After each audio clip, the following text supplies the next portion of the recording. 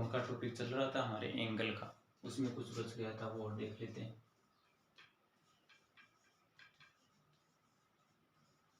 Angle में एक heading आती है पूरक कोण।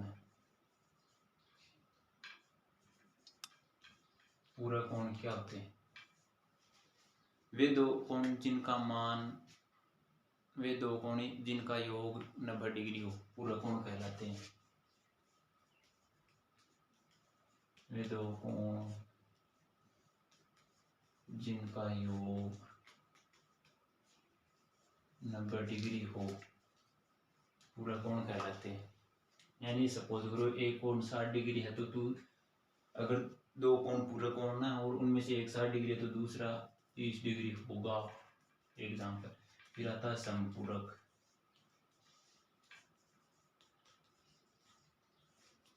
वे दो कोण जिनका योग 180 डिग्री हो।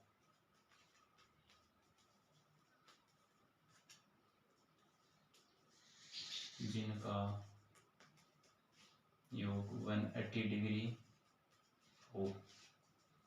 जैसे सपोज करो दो एंगल समपूरक कोण है और उनमें से एक का मान 100 है तो दूसरे का डेफिनेटली 80 होगा।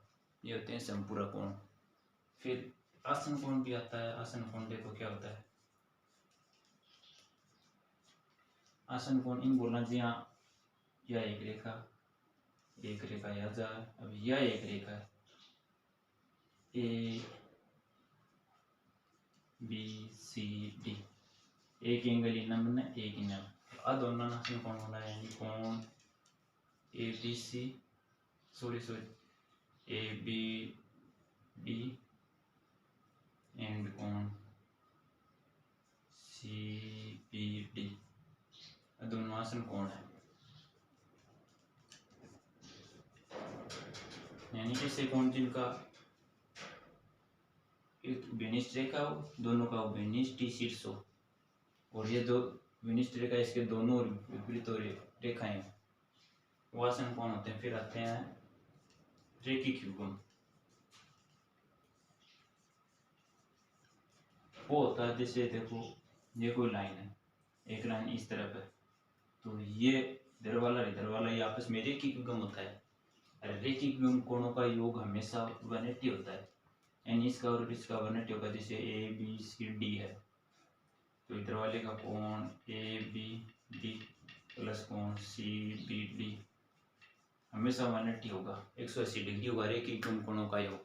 तो फिर से देख लेना न्यू पूरा कोण वे दो कोण जिनका योग 90 डिग्री हो पूरक कोण कहलाते हैं।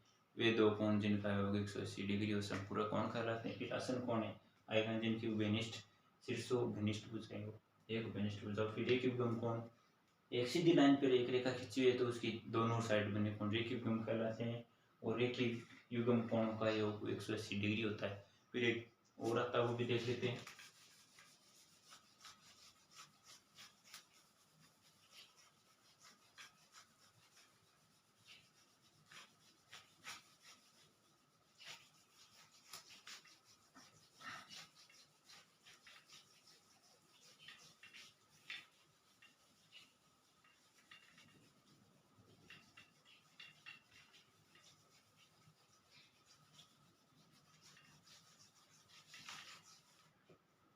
छोटा सा नाम आता है शीर्षाभिमुख कोण।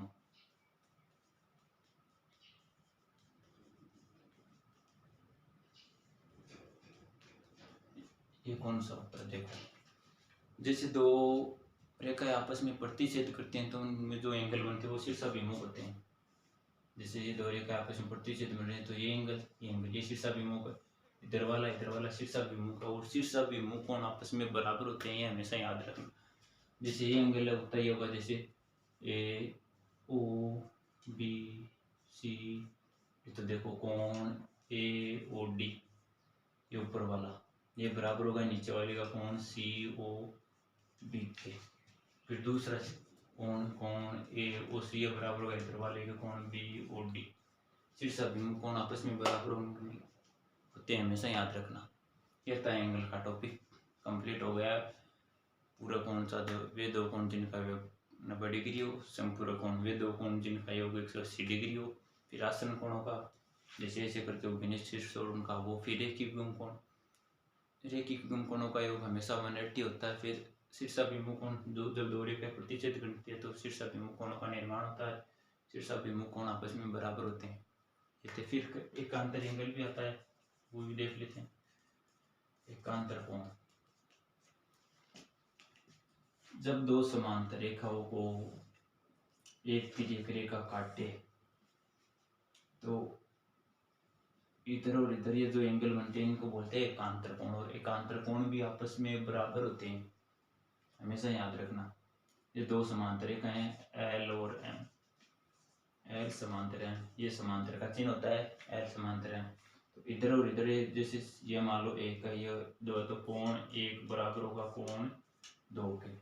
एकांतर कोण भी आपस में बराबर होते हैं, शीर्षाभिमुख कोण भी आपस में बराबर होते हैं।